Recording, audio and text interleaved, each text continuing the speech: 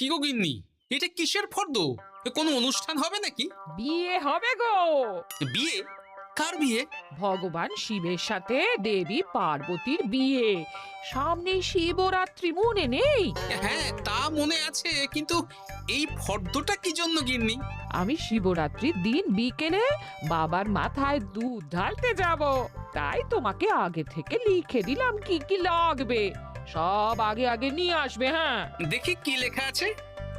দুধ 1 সের, গঙ্গা জল, নারকেল, ঘি, মধু, দই, সন্দেশ, রসগোল্লা, আকন্দ ফুলের মালা, ধূপ, মোমবাতি, 108টা বেলপাতা, ধূত্র ফুল, নীলকণ্ঠ ফুল, লাল পাড় সাদা পাটের শাড়ি। ওরে বাবা, এত কিছু! হুম, এখন ওরে বাবারে মারে কিছু চলবে না, চলবে না। আর আগে থেকে লিখে দিয়েছি, আমি কোনো বায়না শুনবো না। হ্যাঁ, যদি না নিয়ে আসো তাহলে কিন্তু চলে যাব। হ্যাঁ, বলি, শিবরাত্রির দিন তো মেয়েরা বাবার মাথায় দুধ জল ঢালে বাবার মতন স্বামীর কামনায়। তা আমি তোমার স্বামী তো উপস্থিত, তাই এত কিছু। তোমার মঙ্গল কামনায় গো। তুমি আর বাড়তি কথা বলবে না, যা বলেছি সেদিন নিয়ে আসবে। হ্যাঁ, বেশ বেশ, ঠিক আছে বাবা, ঠিক আছে। তাহলে আমি এখনই যাই, সব দোকানে দোকানে বায়না করে আসি।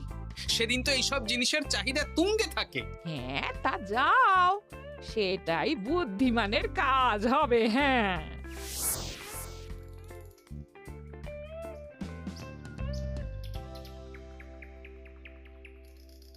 আরে এই তো পুটির বাবা, সকালে রাজসভায় গিয়েছিলে কিন্তু তেমন কোনো কথা হলো না। হ্যাঁ গোপাল দাদা, এখন কি যে করি। ঠিক আছে ঠিক আছে, আমি দেখছি কি ব্যবস্থা করা যায়, বুঝলে। ঠিক আছে গোপাল দাদা, একটু দেখো, বুঝতেই তো পারছো অভাবের সংসার। হ্যাঁ হ্যাঁ, কোনো চিন্তা করো না।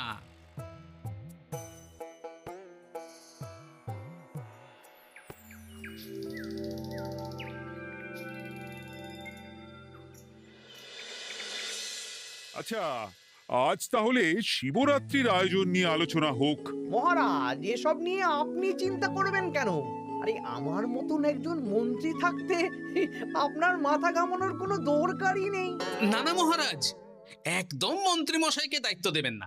উনি প্রত্যেকবার দায়িত্ব নিয়ে সব তালগোল করে দেন, আর সব শেষে বলেন আমার ভুল হয়ে গেছে, আমাকে ছেড়ে দিন। এই গোপাল গোপাল, একদম বাজে কথা বলবে না।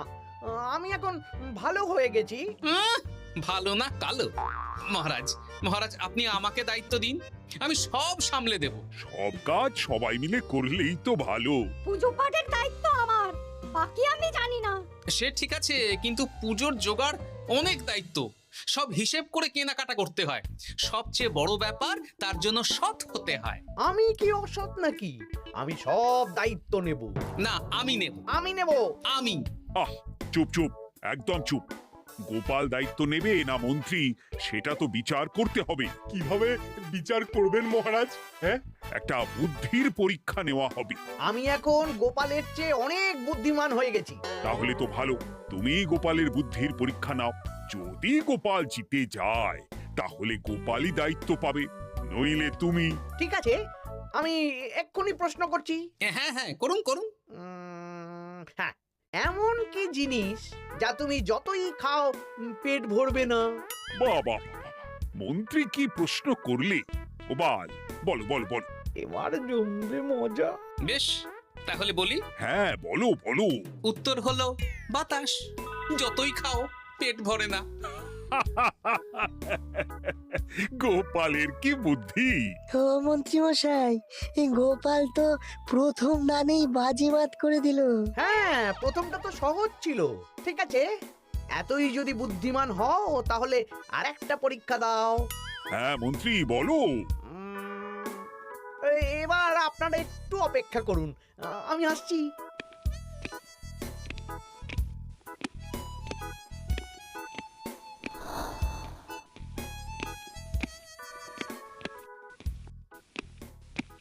এই তো মন্ত্রী এসে গেছে, আবার হাতে একটা খাঁচা। এই নাও গোপাল, এই খাঁচায় একটি অদৃশ্য মুরগি আছে। তুমি যদি বুদ্ধিমান হও তবে এর মাংস রান্না করে আজ নৈশভোজে মহারাজকে খাওয়াতে হবে। যদি না পারো, দায়িত্বের দও পাবে না। বেশ, তাহলে দিন, আমি রাতেই আসছি, রান্না করে নিয়ে আসছি। আপনারাও সবাই হাজির থাকবেন কিন্তু।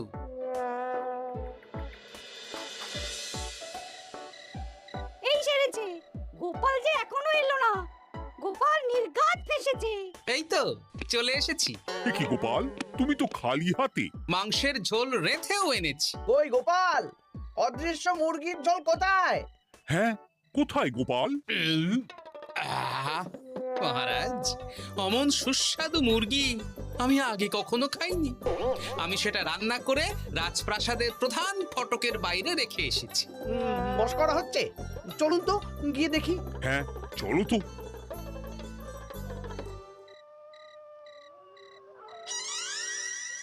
এ কি, এখানে তো কিছুই নেই, আমি তো দেখতে পাচ্ছি না। কই, আমরা তো কেউ কিছু দেখতে পাচ্ছি না।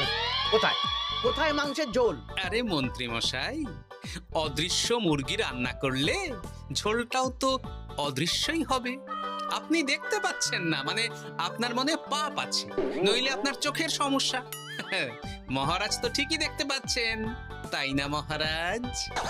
এই রে, গোপাল তো মোক্ষম জবাব দিয়েছে। হ্যাঁ হ্যাঁ, চমৎকার ঘ্রাণ বেরোচ্ছে। মন্ত্রী, তুমি দেখতে পাচ্ছ না কেন? ইয়ে না মানে ঠিক আছে, ঠিক আছে, পাচ্ছি, দেখতে পাচ্ছি। একটু ঝাপসা লাগছে, মনে হয় চোখ দেখাতে হবে। তার মানে গোপাল তো মন্ত্রী মশাইকে পরপর দুবার হারালো। আর একটা সুযোগ দিন মহারাজ, শেষ সুযোগ। বেশ, দিলাম। গোপালের কিন্তু বিশাল বুদ্ধি। মন্ত্রী, দেখো তো তুমি পারো কিনা, আর এটাই শেষ সুযোগ। মহারাজ, গোপাল যদি এতই বুদ্ধিমান হয়, তবে ও কি বলতে পারবে কাল ভোরে আমার মনে প্রথম কোন চিন্তাটা আসবে? এটা তো খুবই সহজ কথা। কাল ভোরে আপনার মনে প্রথম চিন্তা আসবে মহারাজ যেন দীর্ঘজীবী হন এবং রাজ্যের উন্নতি হোক। এই সেরেছে, এবার তো মহা ফাপড়ে পড়লাম। আমি যদি বলি না, এটা আমার চিন্তা ছিল না, তবে মহারাজের কাছে বরদান যাবে। আর যদি বলি হ্যাঁ, তবে গোপালের বুদ্ধির কাছে আমাকে হার মানতে হবে। কি মন্ত্রী, বলো। হ্যাঁ, ঠিক বলেছ গোপাল, এটাই আমার চিন্তা ছিল। সাবাস গোপাল, সাবাস, কি তীক্ষ্ণ বুদ্ধি। তাহলে এই বুদ্ধির পরীক্ষায় বিজয়ী হলো গোপাল। জয় গোপালের জয়।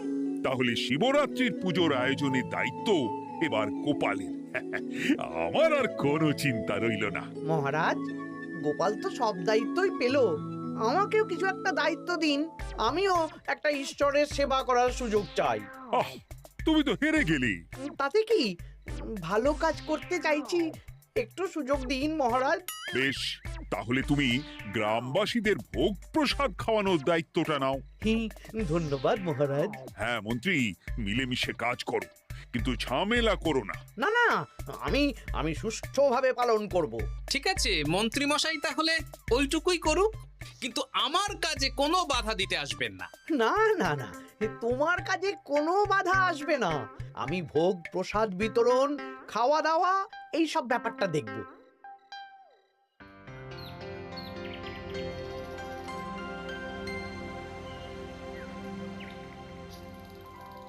বলুন মন্ত্রীমশাই, সকাল সকাল ডেকে পাঠালেন। শোন বটা ঘটা, এবারে শিবরাত্রি উপলক্ষে যে ভোগ প্রসাদ জনগণের উদ্দেশ্যে বিতরণ হবে, তার পুরো দায়িত্বই আমার। তাতে কি, মহারাজ আয়োজন করেন আর সব রাজ্যবাসী বিনামূল্যে খেয়ে যান। সেই প্রথা এতদিন চালু ছিল, কিন্তু এবার একটু অন্যরকম হবে। কিরকম কিরকম? তোরা দুজন আমার নাম করে সব গরিব প্রজাদের কাছ থেকে ভোগ খাওয়ার জন্য চাঁদা তুলবি। শিব পুজোয় চাঁদা? হ্যাঁ দাদা, ইয়ে না মানে ঘটা, খুব সামান্য।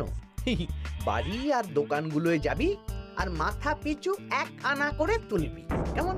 বেশ, তারপর? তারপর বলবি ঢালাও খাওয়ানো হবে, এলাহি আয়োজন। আচ্ছা, ঠিক আছে। তবে ভুল করেও কোনো রাজসভাসদদের বাড়ি থেকে বা মান্যিগণ্যি লোকের বাড়ি থেকে এই চাঁদা তুলিস না যেন। না না, বুঝতে পেরেছি, তুলবো না। বলবি সারা রাত পুজো হবে, পরের দিন সকালে হবে প্রসাদ বিতরণ। কেমন?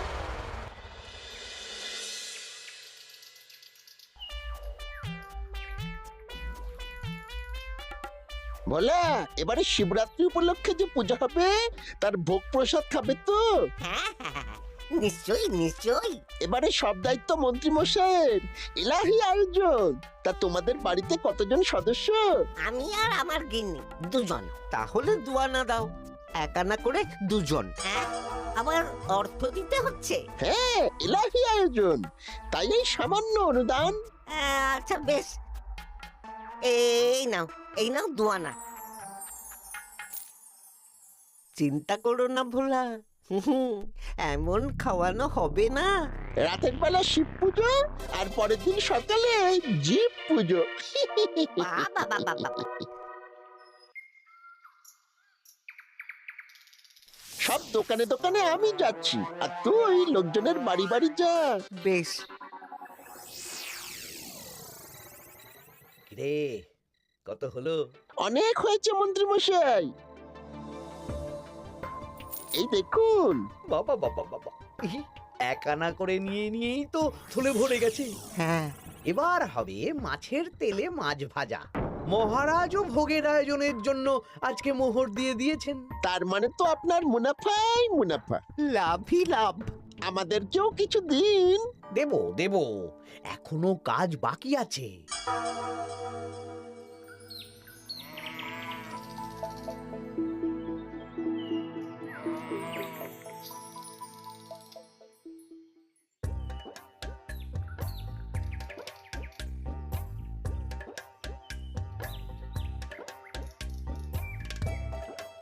আরে আরে গোপাল দাদা যে, এত কিছু কি নিয়ে যাচ্ছ? এই তো শিবরাত্রির পুজো উপলক্ষে দশকর্মার বাজার রাজবাড়ি নিয়ে যাচ্ছি। এবারে তো এলাহি ভোগের আয়োজন। হ্যাঁ, রাতের বেলা শিব পুজো আর পরের দিন সকালে নাকি জীব পুজো। মন্ত্রী মশাই দায়িত্ব নিয়ে খাওয়াচ্ছেন। না না, খাওয়ার আয়োজন তো এমন কিছু নয়। আমি যতদূর জানি ওই খিচুড়ি, আলুর দম, ছেঁচড়া, পায়েস, চাটনি আর একটা করে মিষ্টি। আর যতদূর জানি এই ভোগ খাবার জন্য সব গ্রামবাসী থেকে মাথা পিছু এক আনা করে নিয়েছেন। হ্যাঁ, ভোগের প্রসাদ তো বিনামূল্যে। মন্ত্রীমশাই এক আনা করে মাথা পিছু নিয়েছেন? হ্যাঁ গো, এরকম তো কথা ছিল না। আচ্ছা আচ্ছা, আমি দেখছি কি করা যায়। দেখছি আমি দেখছি।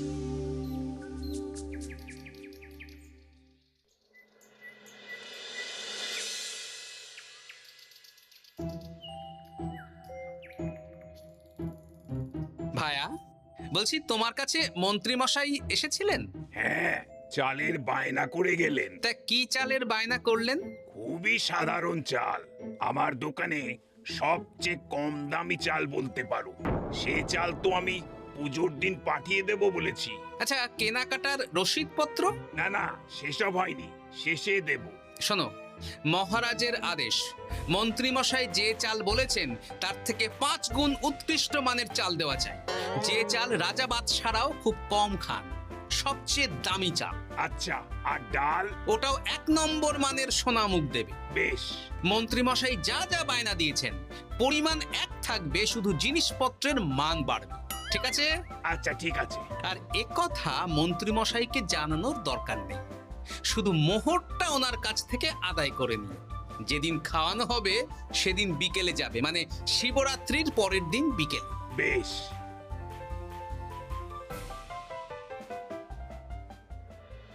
নাও ধরো গিন্নি, যা যা বলেছিলে সব কিনে এনেছি। এবার আমি মন্দিরে গেলাম, কেমন? ঠিক আছে গো, তুমি কি ভালো। দীক্ষেতা, চললাম এখন ভিড় সামলাতে।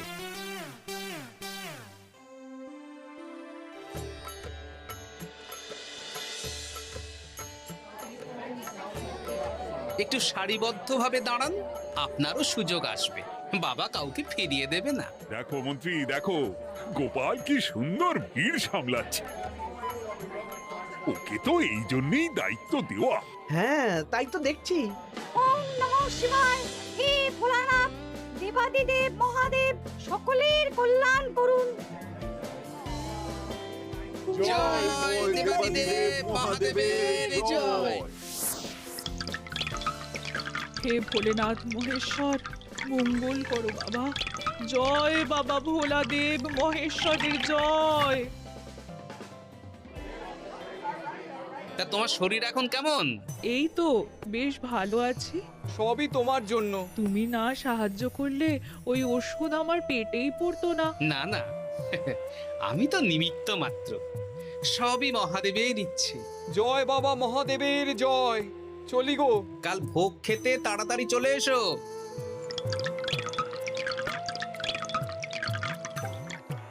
জয় দেবাদিদেব মহাদেবের জয়।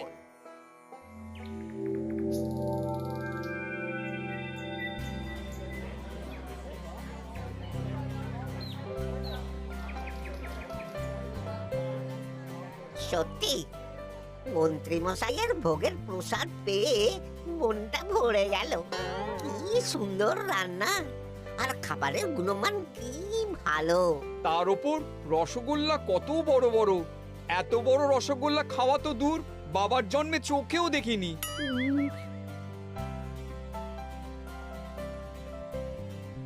এই সেরেছে।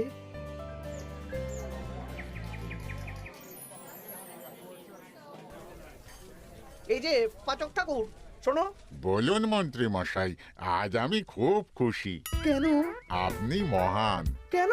মানে আপনি যে চাল পাঠিয়েছেন সে চালে রান্না করা আমার স্বপ্ন ছিল। কি গন্ধ, কি গুণমান, রাজা বাদশাদের চাল বলে কথা।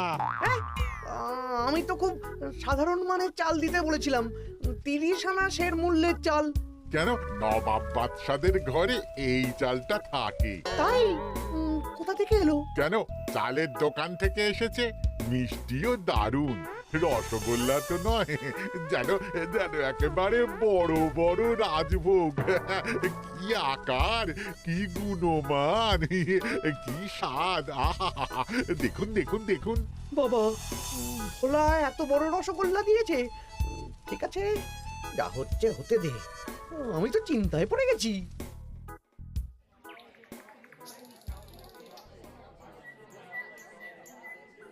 মন্ত্রী, তুমি কি করেছো? তোমার নামে তো সবাই সুখ্যাতি করছে। না না, এই আর কি। আমি যা অর্থ দিয়েছি এই আয়োজনের জন্য তো তার চেয়ে 5 গুণ বেশি মোহর লাগবে, কিন্তু তুমি কি করে করলে? মন্ত্রীমশাই সত্যিই ভালো হয়ে গেছেন। দেখো গোপাল, দেখো মন্ত্রী সত্যি বদলে গেছেন। সবই তো জনগণের সেবার জন্য। কে জানে বাবা, কি গড়বড় হয়ে গেল।